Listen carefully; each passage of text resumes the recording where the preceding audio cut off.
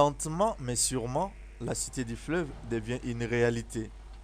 Jour après jour, un nouveau pas est franchi dans la construction de cette cité moderne sur les deux îles du site Grand Monde à Limete, Kingabwa, en plein pôle Malébo.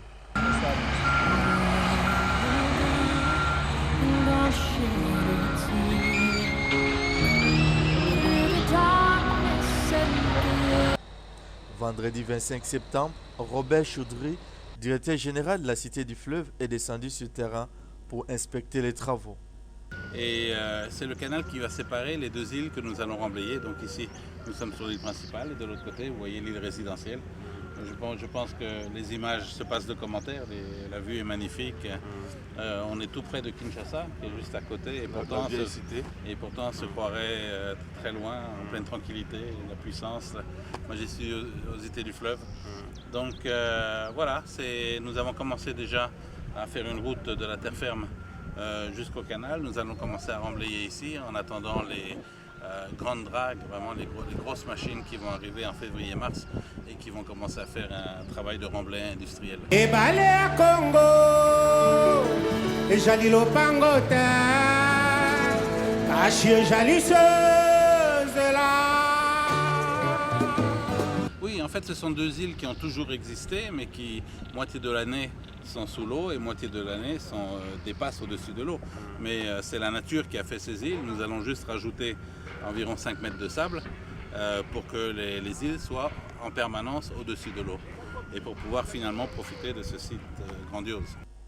Projet ambitieux et révolutionnaire, la Cité du Fleuve se veut un point d'attraction de toutes les classes sociales, en commençant par ces ouvriers qui ont déjà trouvé de l'emploi avant que les plus nantis occupent des maisons qui vont bientôt y pousser. C'est l'image d'un Congo nouveau.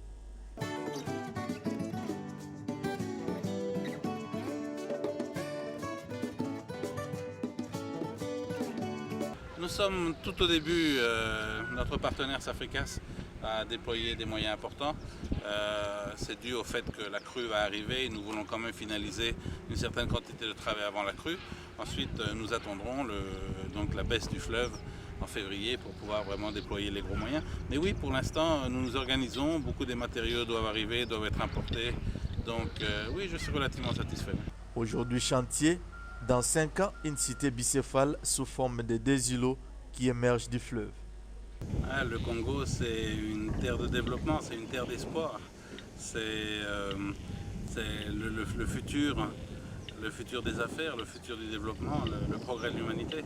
Je pense que notre contribution avec la Cité du Fleuve, c'est de vraiment remettre Kinshasa et le Congo dans le top 3 des pays d'Afrique centrale.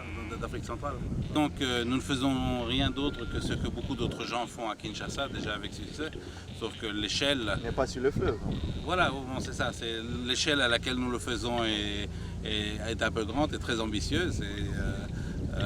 Nous avons beaucoup de travail pour pouvoir le maintenir.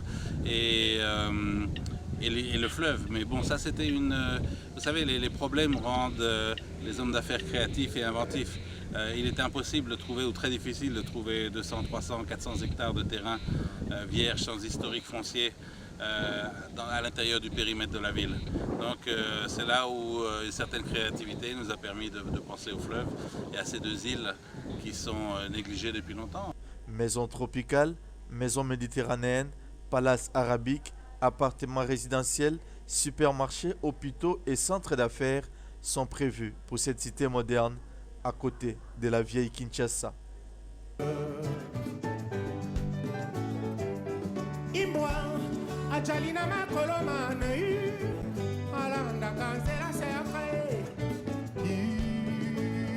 Bakanzi ya Congo, Bakambi ya Congo, Bakanzi ya Congo, Bakambi ya Congo,